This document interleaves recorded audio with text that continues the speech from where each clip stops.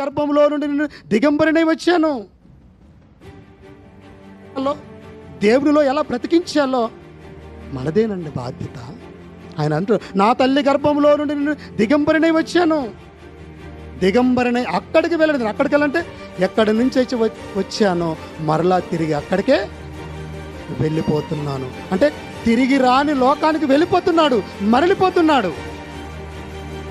కానీ భూమి మీద ఉన్న మనం కూడా అలాగే వెళ్ళాలి కదా, మరలా వెళ్ళాలి కదా. ఆ వెళ్ళే లోపు మనం ఏం చేసాం? చాలా సంపాదించుకున్నాం, ఆస్తులంతే ఉన్నాయి, బలగం అలాగే ఉంది, బంధువులు స్నేహితులు అందరూ ఉన్నారు. చివరికి ఏమైపోతారు? చివరికి నువ్వు ఎలా తిరిగి వెళతావు? ఇప్పుడు నువ్వు ఆలోచించాలి. ఒకవేళ నీ వలన సంఘం పాడైపోతుందేమో, నీ వలన సంఘం ఆరోగ్యం పాడైపోతుందేమో, నీ వలన సంఘం ఆరోగ్యం చెడిపోతుందేమో గుర్తు చేసుకో. ఒకవేళ వద్దు, నా వలన సంఘం బలపడాలి తప్ప నా వలన సంఘం అనేది ఇంకా అది ఆరోగ్యంగా ఉండాలి, కానీ నా వలన సంఘం బలహీనపడకూడదు, నా వలన సంఘం ఆరోగ్యం పాడుకోకూడదు అని ఎవరికి వారుగా అనుకుంటే ఆ సంఘం అంతకంతకు చక్కగా ఎదుగుతుంది, వర్ధిల్లుతుంది.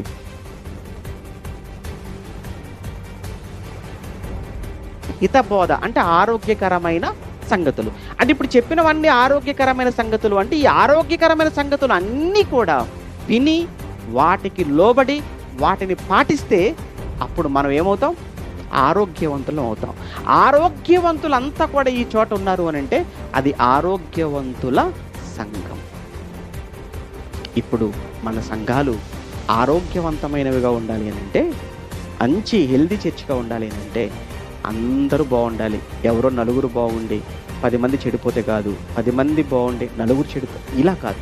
అందరూ హెల్దీగా ఉండాలి, అందరూ ఆరోగ్యంగా ఉండాలి. అప్పుడు మాత్రమే ఆ సంఘం ఏమవుతుంది? ఆరోగ్యకరమైన సంఘం అవుతుంది.